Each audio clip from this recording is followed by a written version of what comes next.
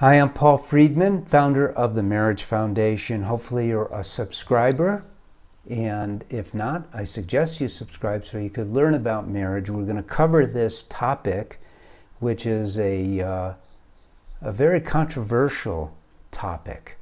Believe it or not, it's controversial, and I'm probably the main controversy here because I see marriage very differently than Western therapists.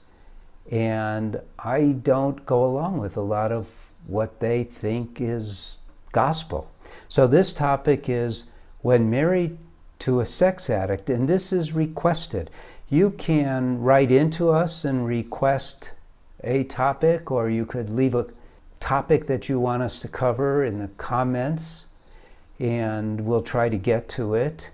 But this topic is very controversial because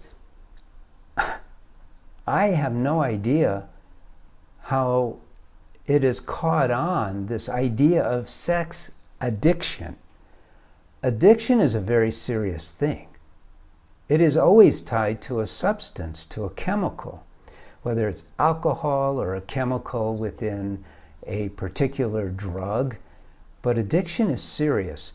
And one of the most serious aspects of an addiction is that this chemical is altering the brain if it isn't destroying brain cells, which is reducing your greatest tool, your free choice, your willpower. Willpower is such an important thing. When you drink alcohol, in excess, of course, or if you use drugs, and I'm not talking about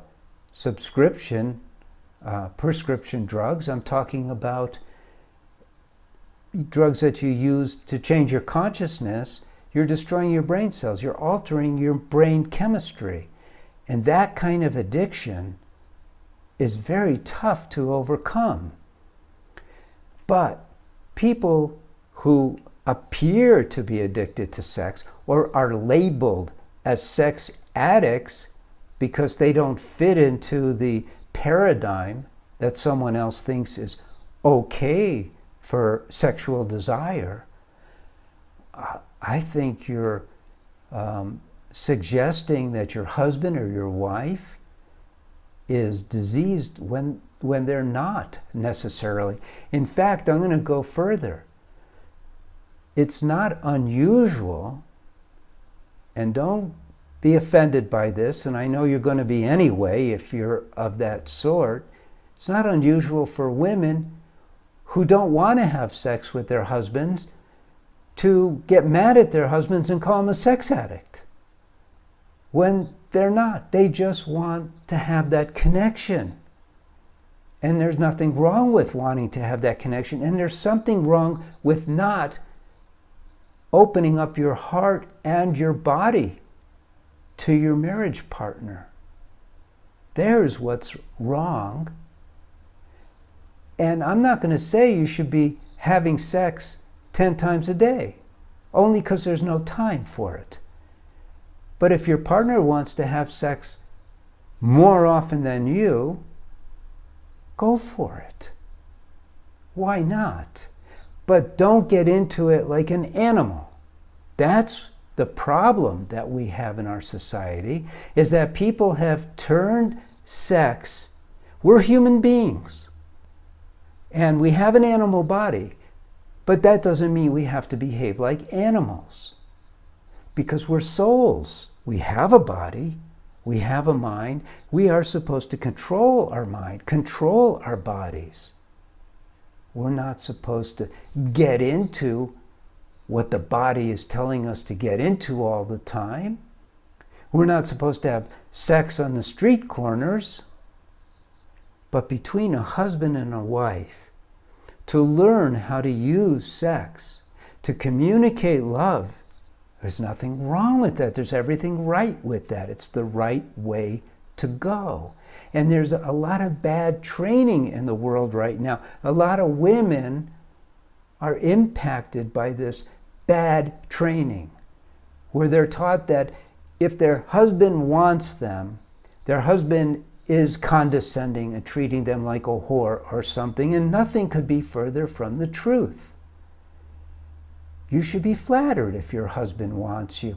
And if you're the husband and your wife wants more sex than you, you should be flattered and you should go for it.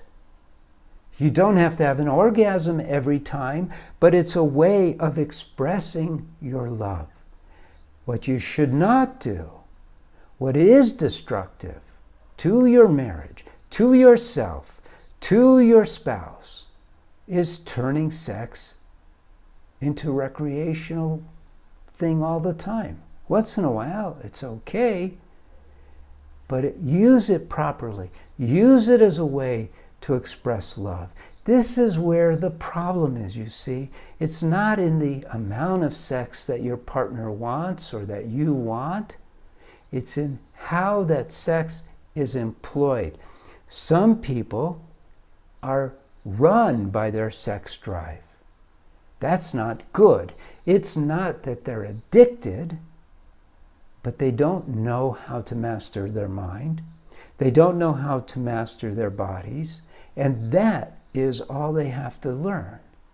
And then you can use sex to your advantage to increase the loving soulmate connection that you have between you. And some people go, it's not very spiritual to have sex. Nonsense. You know, I grew up Jewish. No big deal. But in Judaism, the highest holiday, except for the high holidays, is the Sabbath, once a week. And Jews regard having sex between spouses as a higher obligation than fulfilling the obligations of the Sabbath, because it's designed to increase the love that exists in your marriage. You got married to be happy. You got married to experience unconditional love. You should be using every tool available to you to achieve those ends, happiness and love. And sex is one of them. And to poo-poo it, to put it down, once you call your spouse a sex addict, oh my God, what an attack that is. It's terrible. Much worse than a great desire for sex is to complain to your spouse, to put them down, to ridicule them, to label them. Those are the sins within a marriage. So, when you're married to a sex addict, you're not married to a sex addict. Look at yourself and ask yourself, why am I holding back?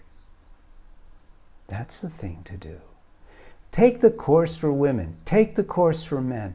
Read one of my books. Watch these videos. Subscribe to these videos. Learn how to be married. We're not taught this, and it's so important. It is so important. And if you want to become a TMF counselor, a lot of people are asking for this. I'm starting to put together a course to train TMF counselors because honestly, we're overloaded. More and more people, we have over 25,000 subscribers. You should subscribe. More and more people are interested in what we have to offer. And we can't handle the load. We need TMF certified counselors. So we'll be pre-selling it pretty soon. Let us know if you're interested and we'll let you know when it's ready for you to pre-buy it. So thank you for joining me. God bless you. If you want to say something nasty to me, go ahead. It's okay. I'm used to it. But trust me, there's no such thing as a sex addict. It's a misnomer from beginning to end. And there's no exceptions. So thank you. Like the video. Leave a comment. Positive would be nice to offset the negative ones we get. And thank you for joining me. God bless you and take care.